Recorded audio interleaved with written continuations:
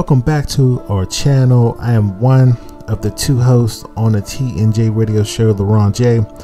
Now, if you haven't already, definitely hit that subscribe button, hit the like button, and also hit the notification bell so you can know when our videos are coming out. Now, before I get into this video, I want to give a shout out to Trey Cosby and Luxurious Looks. Now, definitely hit that subscribe button, and anytime we'll pick out 2 people who subscribe to us and we'll give you a shout out on our next video. So let's get back to the video. Dr. John Carlos was on Hip Hop Uncensored, and the host actually asked him his thoughts on Colin Kaepernick kneeling situation. So check out this video and then I'll give you my 2 cents on it. I wanted to ask you about Colin Kaepernick. How'd you feel about, his demonstration and taking a knee, for police brutality and black men getting killed in the street? What did you think when you seen that? What's your thoughts on that? I thought that was an excellent move on his part to do that. I thought it was such a great move until I had to go and sit down with him in New York. I'm a New Yorker, so for me to find out he was in New York, I went and sat down with him and told him that he was my hero. Wow. And I remember his fiance at the time was telling about how everybody walked away from him. A lot of people stepped away from him. And I told her, I said, listen, baby girl, let me just say this. To be an activist is a lonely man's job. I said, because everyone's going to run from you until they understand that you are the true activist and you have the depth and the strength and you will be here when the dust settles. Then they all going to knock you down trying to get in the picture with you. Okay? But I told him at the same time, I said to him, I said, Cap, here's one thing you got to remember, man, because the woman was saying how everybody walked away. I said, man, you got to remember this. Don't never turn the volume down.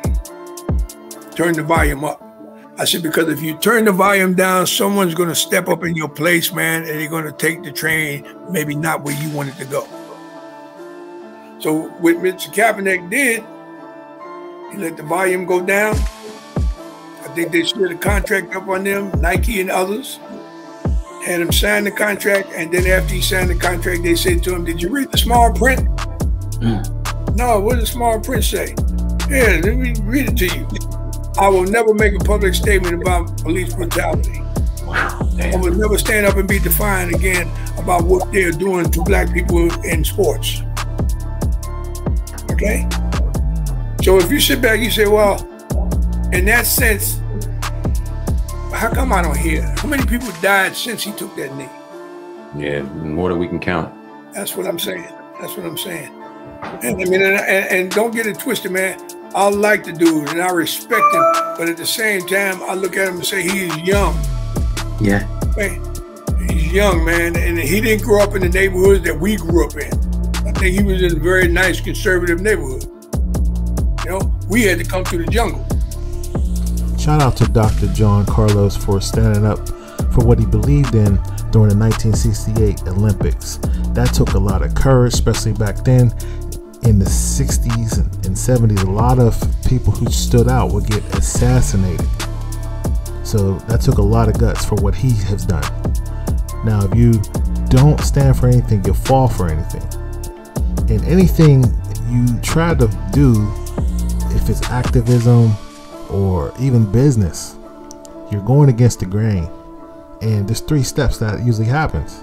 You're ridiculed, you're violently opposed, and then at one point it's self-evident. Now, if there's any truth to what Dr. Carlos is saying with Nike, then that's messed up.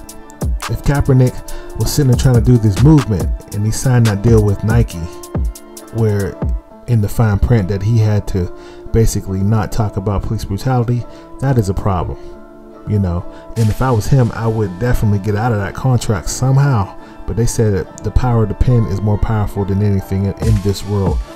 Yeah, I think 1960s was a totally different time than the 2015 when Kaepernick started this movement. And it's just really ironic that he is not even talking about it. You don't see him anymore. He just gone. So maybe Dr. Carlos had some truth to it because he's not speaking. Now, when it comes to Jay-Z, Jay-Z don't care about the movement. All he cares about is his bottom line and him becoming a billionaire and having a lot of power. So tell me what you think about this video.